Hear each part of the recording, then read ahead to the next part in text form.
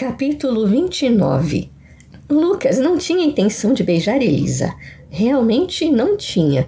Porém, quando ela ergueu aqueles olhos turquesa para ele, os lábios rosados levemente contorcidos em um desafio petulante, ele foi tolo o bastante para aceitar. Sua ideia era fazê-la entender que aquele vestido não deveria ser usado por ela na presença de outras pessoas, para preservar a sanidade e a liberdade dele, porque era muito provável que ele se metesse em confusão caso qualquer homem espichasse os olhos na direção dela. Mas ela não entendia. Não compreendia o que aquele pedaço de pano amarelo fizera com ele. A maldita coisa se colava ao busto de forma pecaminosa. Lucas pensara no maldito vestido o dia todo e não conseguira ouvir uma palavra durante todo o almoço na pensão quando foi buscar os pais. Nem sabia dizer o que tinha sido servido. Bolo de carne? Torta de frango? Sapato assado? Tijolos fritos? Seu próprio cérebro? Só conseguia pensar em Elisa. Ela exalava um aroma adocicado, como um buquê de alfazemas recém-colhidas e champanhe, e fazia o sangue dele borbulhar tal qual a bebida. E quanto àquele tom de amarelo intenso, outras mulheres poderiam ficar apagadas por ele, mas em Elisa a cor acentuava a tez clara, como madrepérola, e destacava ainda mais os olhos azuis, os cabelos negros, a boca avermelhada, como se tivesse sido beijada. Ela o estava levando à loucura, e não fazia ideia disso. Agora que Lucas se rendera à urgência de beijá-la, estava queimando. As chamas o consumiam, o faziam arder em todos os lugares, sobretudo nas partes dele que tocavam as dela, e muitas partes estavam se tocando. E o gosto? Deus do céu, era tão doce quanto se lembrava. Assim como era doce sua resposta. Ele a beijava com ferocidade e ela respondia com suavidade. Então, ele a beijou com delicadeza e ela correspondeu enredando os dedos em seus cabelos e o trazendo para si. Ele libertou sua boca, mas continuou a beijar seu rosto, seu pescoço, o alto daqueles seios perfeitos, mas rente ao decote. Era tão macio ali que o mais sofisticado veludo pareceria um cacto em comparação. Os dedos dela em seus cabelos se contraíram enquanto Lucas a saboreava. Um gemido suave vibrou em sua garganta, e ele se perdeu para o mundo. Eles precisavam de uma cama, mas diabos, não havia uma no andar de baixo, e ele não conseguiria ir tão longe. A poltrona teria de servir. Lucas a segurou firme pelo traseiro e a ergueu. Elisa passou as pernas ao redor da cintura dele e seu cérebro deixou de funcionar. Andou às cegas com ela, enrolada a seu corpo, ansiando pelo momento em que a teria daquela maneira, mas sem qualquer roupa entre eles. Mal podia esperar para vê-la. Realmente vê-la, sem camisolas de fumaça embaçando sua visão. Estava a 1 metro de alcançar a poltrona quando sentiu uma pancada na panturrilha que o fez cambalear. Conseguiu colocar Elisa no estofado, caindo de joelhos diante dela. Pareceu apropriado. — O que foi? Elisa perguntou preocupada. — Qual é o problema? — Não estou beijando você, esse é o problema. Ele a puxou pela cintura, trazendo aquele corpo delicioso para mais perto. Ela, porém, relutou, olhando além dele, e então seus olhos se arregalaram de horror. — Ah, meu Deus, Lucas, você está sangrando! Seguindo a direção do olhar dela, Lucas viu o rasgo em sua calça e um talho de uns 15 centímetros em sua panturrilha. Não é nada, esqueça isso. Ele a segurou pela nuca e procurou sua boca. — Como posso esquecer que está ferido, Lucas? Ela o empurrou, se levantando. — Mas que diabos, precisamos de um médico. Ele arqueou uma sobrancelha ao encará-la. — Um médico para cuidar de você, ela adicionou impaciente, já que por todos os demônios ela não pretendia prosseguir com aqueles beijos enlouquecedores. Lucas tocou o local latejante em sua perna. Seu joelho então esbarrou em algo pontiagudo. Uma pedra, ligeiramente triangular, de ponta afiada e cortante o suficiente para causar um grande estrago. Ele pegou o objeto que o atingira, fulminando-o com raiva pela interrupção. Então, franziu a testa, ao perceber que alguma coisa estava amarrada a ela. Um pedaço de papel. Removeu o cordão que o envolvia. — O que é isso? Elisa perguntou. — Parece um aviso. Fique longe de assuntos que não lhe dizem respeito ou lamentará pelo que está por vir. Ele leu, trincando o queixo. Elisa empalideceu. Ao mesmo tempo em que ele ficava de pé, Lucas enfiou o bilhete dentro do caderno sobre a bancada e foi mancando até a janela, procurando por Jeremias Duarte, mas o maldito já devia ter fugido. Aquele canalha! Lucas pensara que, ao lhe dar dinheiro, conseguiria um pouco de paz até que a guarda tomasse uma atitude com relação a Samuel. Mas a investigação devia ter começado e Jeremias, aquele covarde, se assustara. E agora retalhava, ameaçando Lucas. Com isso ele podia lidar. O que não conseguia tolerar era que Jeremias ameaçasse Elisa.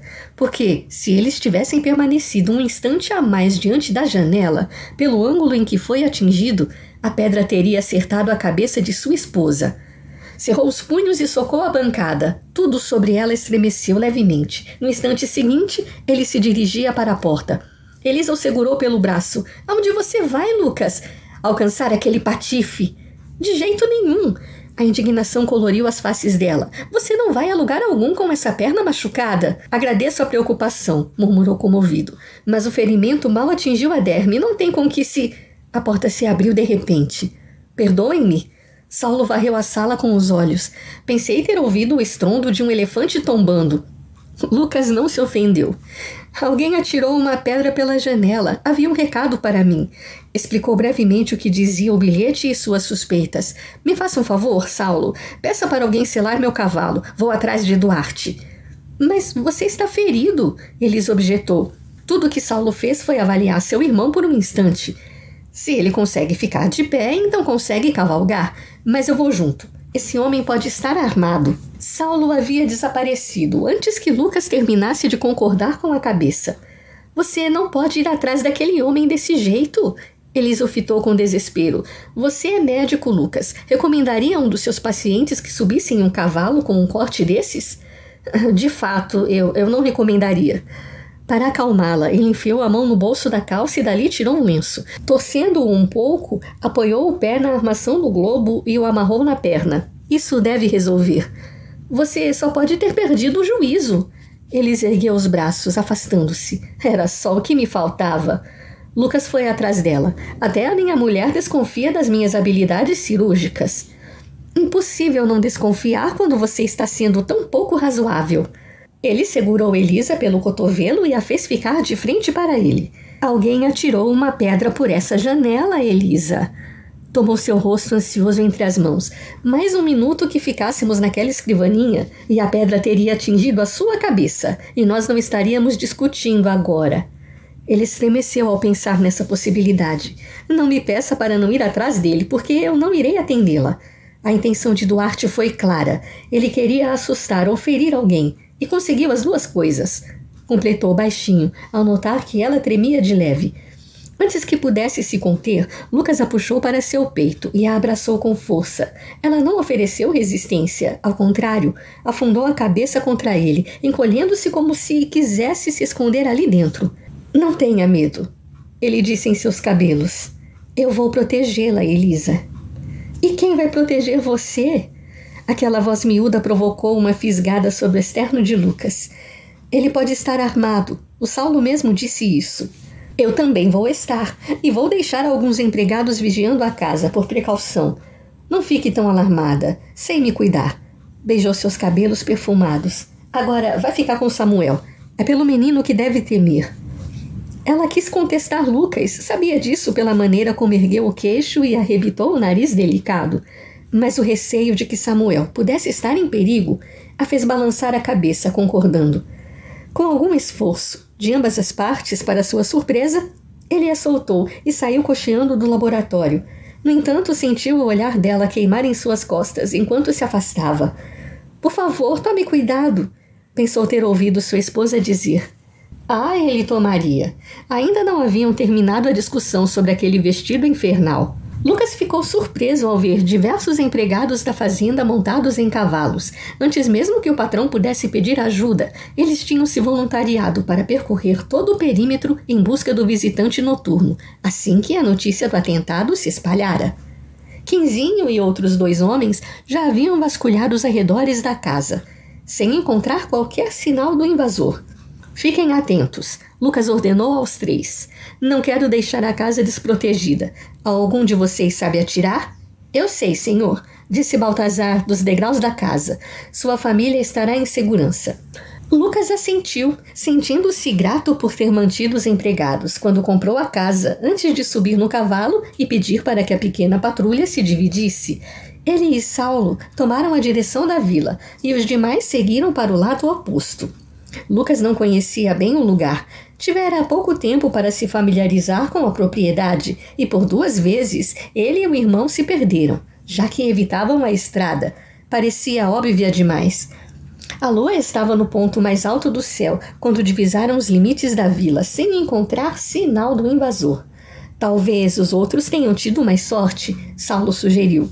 Mas Lucas duvidava. Era mais provável que Duarte tivesse se abrigado em um local seguro. O canalha bêbado era metido a valentão, mas não um completo idiota. Devia ter imaginado que Lucas sairia em seu encalço tão logo lesse o bilhete. Por isso, era inútil ir até aquela cabana, caindo aos pedaços. Sabia que o encontraria vazia. Os 2 irmãos fizeram a volta, retornando para casa pela estrada. Desde que saíram, Lucas percebera que Saulo o fitava de esguelha. Depois de um quarto de hora, aquilo começou a incomodá-lo. Por todos os infernos, Saulo, por que está me olhando desse jeito? Só estou aqui tentando entender onde eu errei com você. Abanou a cabeça. Onde errou comigo? Não posso acreditar que ainda não desposou Elisa apropriadamente. Seu irmão estalou a língua. Você está me matando de vergonha, Lucas. O quê? Elisa tinha falado com alguém? Tinha trocado confidências com Teresa? Ou, Deus o livrasse, falado com sua mãe? Ora, não faça essa cara tão alarmada. As sobrancelhas de Saulo estavam abaixadas, a boca apertada em reprovação. Sou velho demais para não ter percebido o que está acontecendo. Você não ouviu uma palavra do que eu disse durante o almoço. Está mais irritado que um boi marcado a ferro quente. Você está no limite da paciência, Lucas, explodindo a troco de nada. Frustrado feito diabo. Um homem que acabou de se casar, ainda mais com uma mulher com o aspecto de Elisa, estaria com um humor bem diferente do seu. Francamente, não sei se bato em você ou se explico de novo como são feitos os bebês.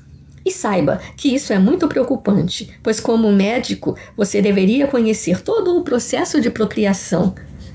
Não estou com paciência para brincadeiras, Saulo. O humor de Lucas não era dos melhores, e Saulo não estava contribuindo em nada com aquela conversa. Duarte o interrompera no pior momento possível, o maldito.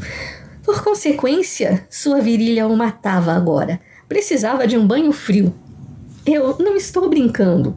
Estou esperando que você me dê uma explicação razoável para não ter levado para a cama aquela beleza que é sua esposa. Há mais complicações do que você pode pressupor, e eu não quero falar sobre isso com você, fuzilou o irmão, na tentativa de fazer com que se calasse.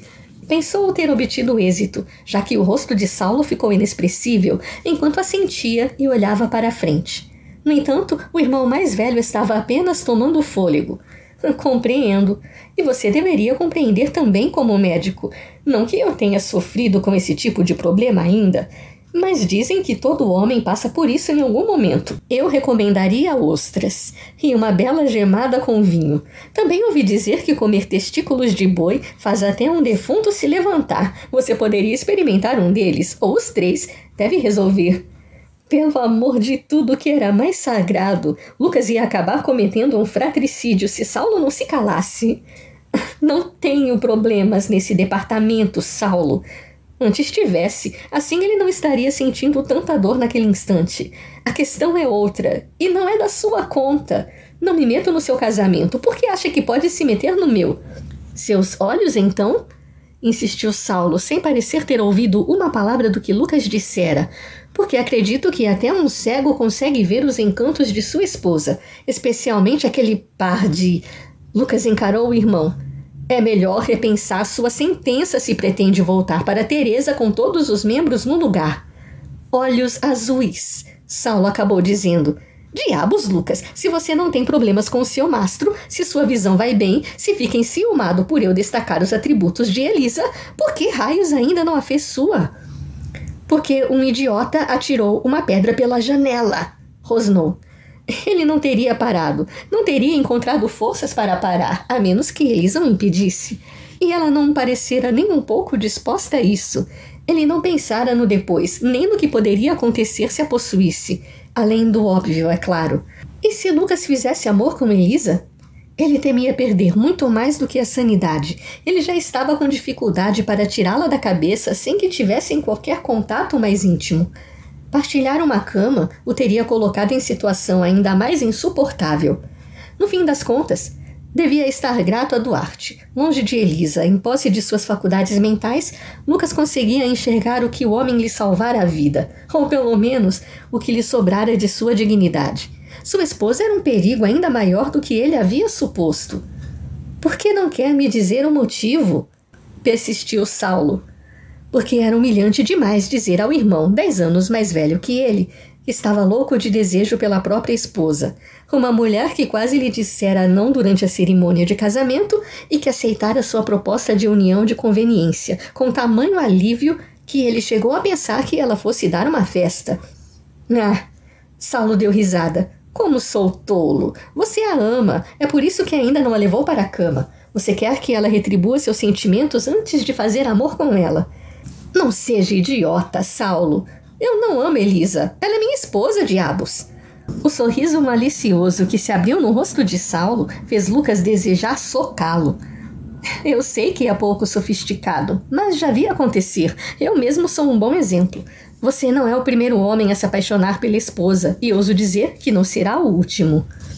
Mas que diabos, Saulo? Eu não amo Elisa. Agora pare de me atormentar com essa conversa fiada. Incitou sua montaria a ir mais depressa. Quando uma figura alta surgiu na estrada, Lucas pensou que estava com sorte e cutucou com a sola dos sapatos as costelas do cavalo, indo tão rápido que uma nuvem de poeira se ergueu atrás dele. Seu irmão vinha logo atrás. No entanto, ao chegar mais perto, Lucas percebeu que não tinha tido tanta sorte assim. Não era Duarte. Doutor! Quase me mata de susto, reclamou Matias, o paletó pendurado no ombro, a gravata fora da vista e alardeando um sorriso exultante de homem que acabava de se perder nos braços de uma mulher. Boa noite, senhor Matias. Estamos procurando o senhor Jeremias Duarte. Por acaso viu por aí? Eu não conheço ninguém com esse nome, mas não encontrei ninguém na estrada até agora. Ou acho que não encontrei. Não estou prestando atenção em muita coisa. Coçou a cabeça, exibindo ainda mais os dentes. Bem, estou um pouco distraído. Logo se nota, murmurou Saulo, ajeitando-se na cela. Mas por que procuram esse homem? Matias quis saber. Aconteceu alguma coisa? O doutor precisa de ajuda? Não, mas obrigado pela oferta. Lucas manejou um sorriso. Boa noite, senhor. Os Guimarães esporearam a sua montaria e seguiram em frente, lado a lado, enquanto o rapaz voltou a caminhar para a vila a passos lentos. Está vendo? Perguntou Saulo um tempo depois. É com aquele sorriso satisfeito que você deveria estar agora, não com essa cara de quem está com um buraco no pé. Fica um pouco mais para cima, Saulo, atalhou Lucas. O buraco é em minha panturrilha. Porque você não cumpriu sua obrigação. Que embaraçoso para nossa família. E se eu fosse você, ficaria de olho. Não vai demorar para que outro queira esquentar o lugar que você deixou vago na cama de Elisa, com aquele par de... Lucas pulou do cavalo, antes que o irmão tivesse concluído. Os dois foram ao chão. Lucas armou o soco. Saulo já estava pronto e o atingiu primeiro. Eles se atacaram sem dó. Um conhecia o ponto fraco do outro, já que faziam aquilo desde sempre. Lucas conseguiu encaixar um cruzado no queixo do irmão, que o fez cambalear. Saulo devolveu a gentileza com uma direita no rim, que o fez tropeçar para trás. Quando Lucas se recuperou, bufou feito um touro bravo e se atirou sobre o irmão. Eles foram ao chão outra vez. Saulo caiu por baixo e aproveitou para passar o braço pelo pescoço de Lucas. Já chega, diabos! Resmungou Saulo. Você provou seu argumento. Pare de me bater, eu entendi. Nada de gracejos com Elisa. Nunca mais, urrou Lucas, agitando-se. Prometo, eu juro. O mais velho dos Guimarães era inteligente o bastante para conter o mais novo durante certo tempo. Somente quando sentiu os músculos de Lucas relaxarem é que libertou a garganta do irmão. Os dois ficaram deitados na terra, arfando, fitando o céu estrelado. Inferno! Saulo virou a cabeça para o lado e cuspiu. Tem um dente mole. Acho que posso ter quebrado uma costela. Lucas levou a mão ao ponto dolorido. Os dois se olharam e começaram a rir. A senhora Rosália vai ficar muito zangada conosco. Lucas gemeu ao se sentar. Sorte sua, por ter só a mamãe falando nas suas orelhas. Eu ainda vou ter que aturar a Teresa. Poderíamos dizer que uma cobra surgiu no caminho. Lucas encrespou a testa. E assustou os cavalos, animou-se Saulo. Nós caímos de mau jeito. Você sobre um tronco, Lucas, bateu as costelas. Depois de choramingar, Saulo ficou de pé e espanou a poeira das roupas. Lucas deixou escapar uma imprecação enquanto endireitava a coluna e se levantava. Vários pontos lhe doíam, sobretudo o corte em sua panturrilha, que se abrira durante a luta. E você foi atingido na boca pela pata do animal, ele disse a Saulo. O que, no fundo, é verdade. Você bate feito um cavalo, Lucas. Fez uma careta ao massagear o queixo. Você pediu por isso. Creio que eu tenha pedido, mas ao menos agora eu sei a verdade. E você também. Você ama Elisa. Pelo amor de Deus, aquilo outra vez? Não, eu não amo. Lamento, irmãozinho. Saulo passou o braço sobre os ombros dele. Mas você se atirou daquele cavalo como se tivesse visto o diabo. E com toda a razão, eu ofendi Elisa. A propósito, me desculpe, eu não estava falando sério. Apenas queria que você enxergasse o que se passa no seu coração. Agora você sabe. Deu 2 tapinhas em suas costas e saiu, arrastando um dos pés em direção à sua montaria. Não, não. Lucas fechara seu coração. Ninguém jamais voltaria a entrar nele, muito menos Elisa. O que ele sentia por ela era apenas físico. Não havia sentimentos envolvidos. Ele deixara para trás toda aquela bobagem de amor. Saulo estava enganado. Tinha de estar.